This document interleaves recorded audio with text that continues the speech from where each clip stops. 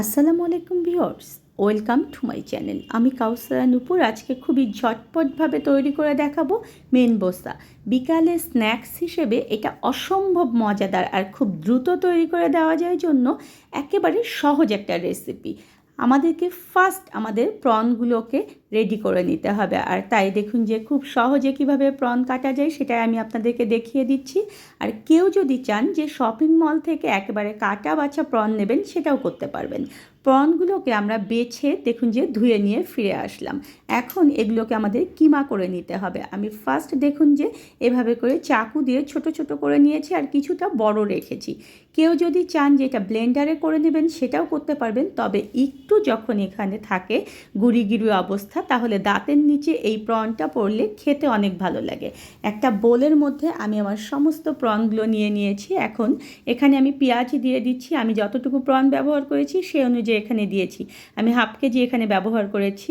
আর এখানে কিছুটা কাঁচামরিচ কুচি দিয়ে দিলাম, একটা ডিম দিয়ে দিচ্ছি আমি এখানে। ডিমটা কিন্তু অবশ্যই রুম টেম্পারেচারে থাকা অবস্থায় নিয়ে নেবেন।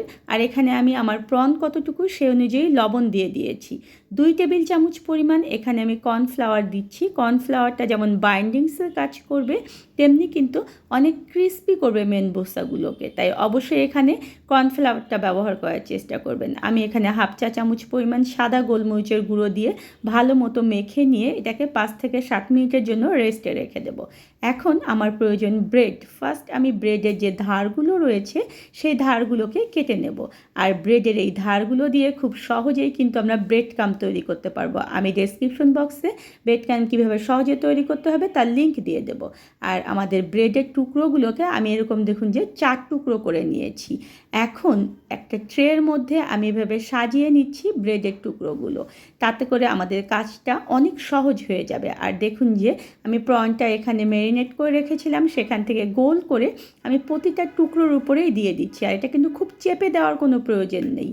এভাবে একদম সবগুলোতে দেওয়ার পরে আমি আরেকটা টুকরো দিয়ে হালকা হাতে এটাকে চেপে দিচ্ছি, যাতে করে এটা ভালো মতো লেগে যায় দুটো অংশ। যদি আমরা চেপে না দিই তাহলে কিন্তু খুলে যাবে।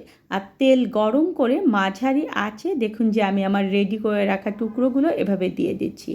আর একেবারে গোল্ডেন ব্রাউন করে এটা আমাদেরকে ভেজে নিতে হবে। যদি আমরা দুটো খুন্তি ব্যবহার করি তাহলে দেখবেন যে আমাদের উল্টানোটা অনেক সহজ হয়ে যাবে। দেখেছেন কত সহজে এবং দ্রুত এটা হয়ে যায়। আমরা সবাই জানি যে প্রন সিদ্ধ হতে খুবই কম সময় লাগে, তাই এই নাস্তার এই যে স্ন্যাক্সটা আমি তৈরি করছি এটা কিন্তু খুবই দ্রুত তৈরি হয়ে যাবে। দেখেছেন একদম ক্রিস্পি করে আমরা এটা ভেজে তুলে নেব। আর আমার আরও যে অংশগুলো রয়েছে সব এই সেম প্রসেসেই আমি করে নেব। খুবই দ্রুত এটা আমরা আমাদের টেবিলে পরিবেশন করতে পারবো। আর গেস্ট আসলে যদি আপনার প্রনটা রেডি থাকে তাহলে আরও আপনারা দ্রুত দিতে পারবেন। তাই আমি যেভাবে ম্যারিনেট করা দেখিয়েছি ঠিক সেই অনুযায়ী ম্যারিনেট করে আপনারা ডিপ ফ্রিজে এটাকে রেখে দেবেন, তাহলে ঠিক যখন প্রয়োজন তখনই আপনার ব্রেড দিয়ে এটা তৈরি করতে পারবেন।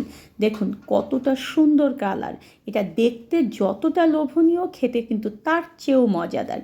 দেখেছেন? আর অসম্ভব মজা করে বাচ্চারা এটা খায়। এটা বাচ্চাদের টিফিন অনুযায়ী আপনারা টিফিনেও কিন্তু দিয়ে দিতে পারবেন।